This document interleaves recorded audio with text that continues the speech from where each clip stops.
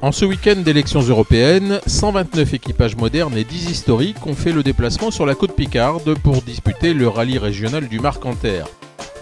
La catégorie Rennes des R5 est très bien représentée cette année avec 7 autos au départ, 4 Citroën DS3 et 3 Skoda Fabia. Double vainqueur de l'épreuve, Yves Saint-Requier aura un adversaire de poids en la personne du Normand Marc Amourette, récent vainqueur du rallye de Dieppe. Outre Saint-Requier, Christophe Wild et Franck Lescarmontier, venus essayer une nouvelle monture, défendront les couleurs de Skoda.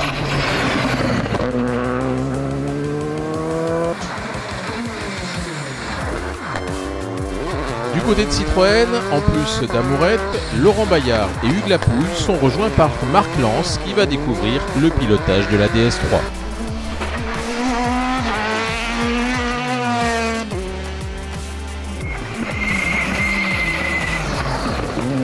Dès le départ de Berck le samedi matin, Yves Saint-Requier imprime un rythme soutenu. Le nordiste remporte les 2 premières épreuves de vitesse. Il devance Laurent Bayard et Marc Amourette. Hugues Lapouille est lui aussi au rendez-vous. Il pointe en 4e position devant la Mitsubishi Evo 9 de Mathieu Lescarmontier, le leader du groupe N.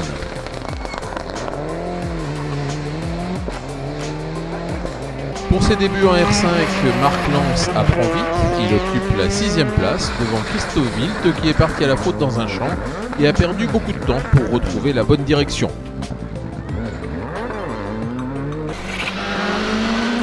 Franck Lescarmontier en apprentissage sur la Skoda est 8e devant la 206 de Thibaut Dosé, leader du groupe F2000.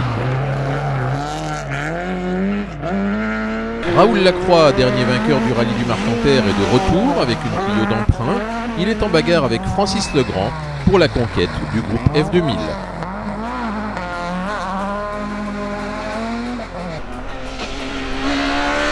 Steve Robillard est en tête du groupe A avec sa Peugeot 207 S2000.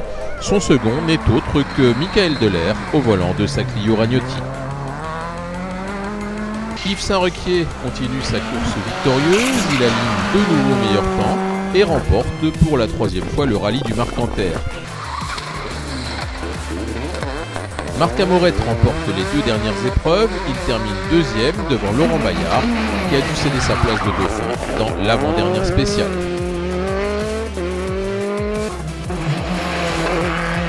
Hugues Lapouille rentre à Berck en 4e position devant Marc Lance, tout heureux de cette nouvelle découverte de la DS3 R5.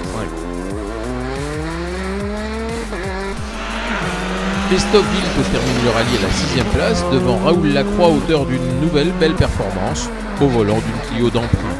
Résultat conforté par la victoire en F2000 devant Thibaut Dosé qui rentre avec une belle 8e place. Steve Robillard a maintenant bien en main sa 207 S2000, il remporte le groupe A devant Michael Delair et Romain Dufour, habitué aux victoires de classe avec sa Saxo noire et verte.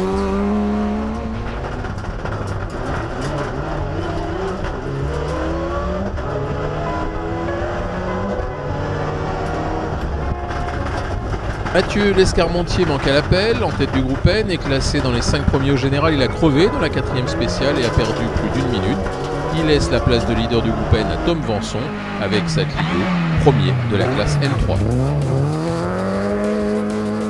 Soulignons la performance de Kevin Coignard sur sa petite Saxo FN2 qui se classe en 24e position au classement général. 4 équipages féminins étaient au départ. Katia Marc et Aurélie Crépin sont les mieux classés devant Laura Colombel, associée à Laurine Carlier, Coralie de Saint-Bouville et Carole Maton.